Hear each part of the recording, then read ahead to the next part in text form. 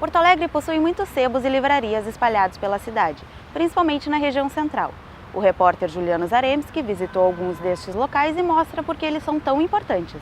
Ao contrário do que muitas pessoas podem pensar, um sebo não é um lugar antigo repleto de livros jogados pelos cantos. Esses espaços são muito bem organizados e alguns possuem até catálogo digital. É nesses locais que muitos clientes buscam diversos artigos culturais além do livro. Eu procuro, tudo relacionado a artes, biografia, música, tanto LPs quanto livros no caso, e aí mais filosofia, e depende de algum tipo de literatura em geral.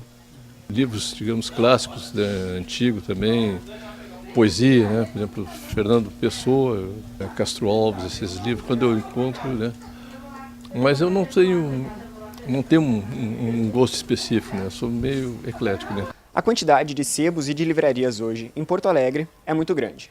Mas esses locais não servem apenas para o comércio de livros. Quem vem até esses espaços procura também um ambiente para a troca de experiências culturais. Os clientes podem vir aqui ler alguma coisa sem comprar nada? Podem ler, podem folhear as revistas, ler resumo de livros. Tem gente que na verdade até lê a revista inteira, mas não tem problema, a gente deixa totalmente liberado. Muitos frequentadores na loja que vão lá para ver as novidades, o material que está chegando sempre, né? E nem sempre vão obrigatoriamente para comprar, muito antes pelo contrário, para trocar ideias, conversar, saber das novidades. Essa troca de experiências culturais não se dá apenas entre os clientes que visitam sebos e livrarias. Ela também parte do vendedor. Para o dono deste sebo, é impossível que os funcionários conheçam todas as obras. O ideal é que cada um domine alguma área. Eu conheço um pouco de livros de ciências humanas, literatura, então aí essa área eu posso eu oriento e falo melhor. A minha colega conhece psicologia, filosofia. O surgimento dos primeiros sebos divide opiniões. Alguns pesquisadores acreditam que eles surgiram no início do século XVI na Europa, quando colecionadores e estudiosos passaram a procurar livros antigos e usados. Outros dizem que eles apareceram quando mercadores começaram a vender para pesquisadores papiros e documentos importantes da época. Esses vendedores também eram conhecidos como alfarrabistas, ou seja, aquele que vende livros antigos e usados.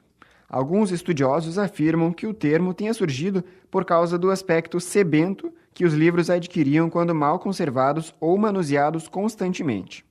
Outros acreditam que surgiu quando ainda não havia energia elétrica e as pessoas liam sob luz de velas amarelentas. No Brasil, os primeiros sebos apareceram na segunda metade do século XIX, nas cidades do Rio de Janeiro e de Salvador. De lá para cá, diversas obras e escritores surgiram. Hoje, muitos são considerados clássicos da literatura e indispensáveis em um bom acervo. Quanto mais antigo, melhor, na verdade, né? Esse é o diferencial da livraria daí. Quais são os clássicos, por exemplo, que não podem faltar aqui? Os contos dos Machado de Assis, as obras do Érico Veríssimo, da Eça de Queiroz. Balzac, Allan Poe, Marcel Proust. Dostoiévski, Ítalo Calvino, Balzac, Flaubert, Shakespeare, Érico Veríssimo, Mário Quintana, enfim, existe todo um arsenal de boa literatura universal. Mesmo com tantos sebos e livrarias, a média de livros lidos pelo brasileiro ainda é baixa. De acordo com a pesquisa Retratos da Leitura no Brasil, publicada em 2011, a média de leitura no país é de 3,74 livros por ano. A região sul, com os estados do Paraná, Santa Catarina e Rio Grande do Sul, aparecem na quarta posição, com média de 1,68 livro lido no ano. São levadas em consideração leituras terminadas ou não nos 3 meses anteriores à realização da pesquisa. Na verdade, acho que é um pouco de falta de conhecimento, né? O pessoal não sabe, eles sabem alguns lugares, sabem livraria e acabam descobrindo os sebos por acaso, na verdade, né? Eu acho que Porto Alegre tem um potencial para ser uma cidade leitora bem maior do que já é, né?